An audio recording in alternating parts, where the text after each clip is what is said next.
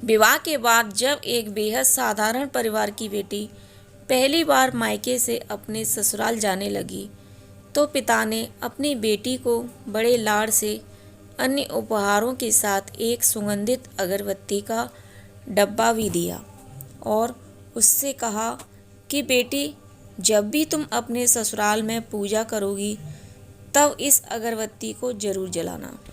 लेकिन जब माँ ने लड़की के पिता को ऐसे कहते सुना तो उसे बड़ी अचरज हुई। माँ ने कहा, हमारी लाडली बेटी पहली बार अपने मायके से ससुराल जा रही है तो भला उसे कोई अगरबत्ती जैसी मामूली चीज भी देता है क्या?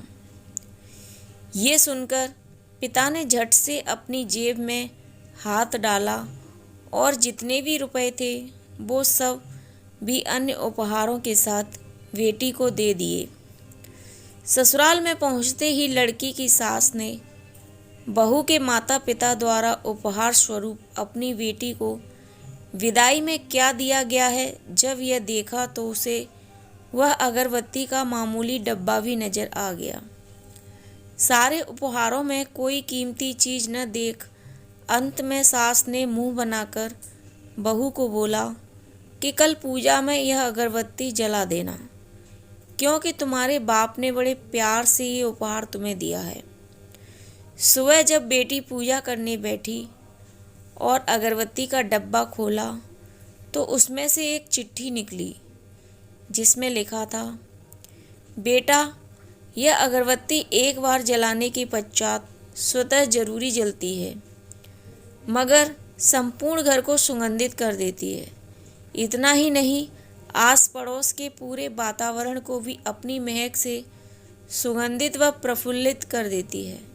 हो सकता है कि कभी तुम अपने पति से किसी बात को लेकर कुछ समय के लिए रूठ जाओगी या कभी अपने सास ससुर के व्यवहार से दुखी हो जाओगी, कभी देवर या ननद से भी रूठोगी, कभी तुम्हें किसी से कुछ बातें सुननी भी पड़ जाएं या फिर कभी अड़ोस पड़ोसियों के व्यवहार पर तुम्हारा दिल दुख जाए। तब तुम मेरी यह वेट ध्यान में रखना, अगरबत्ती की तरह जलना। जैसे अगरबत्ती स्वयं जलते हुए पूरे घर और संपूर्ण परिसर को सुगंधित और प्रफुल्लित कर ऊर्जा से भरती है, ठीक उसी तरह तुम स्वतः सहन करते हुए ससुराल को अपना मायका समझकर सबको अपने व्यवहार और कर्म से सुगंधित और प्रफुल्लित करना। बेटी चिट्ठी पढ़ फपक कर रोने लगी। सास ने जब बहू की रोने की आवाज़ सुनी तो लपक कर उसके पास आई। फिर पति और ससुर जी भी पूजा घर में पहुंचे जहां बहू रो रही थी। अरे, हाथ में कोई चोट लग गया क्या? पति ने पूछा। क्या हुआ यह तो बताओ, क्यों रो रही हो? ससुर जी बोले।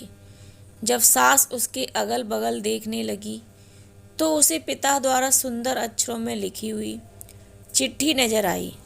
चिट्ठी पढ़ते ही उसने अपनी बहू को गले से लगा लिया और फिर चिट्ठी ससुर जी के हाथों में दे दी। लेकिन ससुर ने चश्मा न पहनने होने की वजह से चिट्ठी बेटे को देकर पढ़ने के लिए कहा। सारी बात समझते ही संपूर्ण घर स्तब्ध हो गया। सास बोली, अरे, यह चिट्ठी फ्रेम करानी है। यह मेरी बहू को मिली हुई सबसे अनमोल भेंट है। पूजा घर के बगल में ही इसकी फ्रेम होनी चाहिए और फिर सदैव वह फ्रेम अपने शब्दों से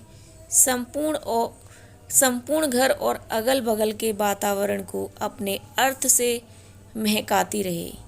अगरबत्ती का वो डब्बा ख़त्म होने के बावजूद भी। दोस्तों, आपको यह कहानी कैसी लगी हमें ज़रूर बताएं। कहानी अच्छी लगी हो तो वीडियो को लाइक करें, शेयर करें एंड सब्सक्राइब करें। धन्यवाद।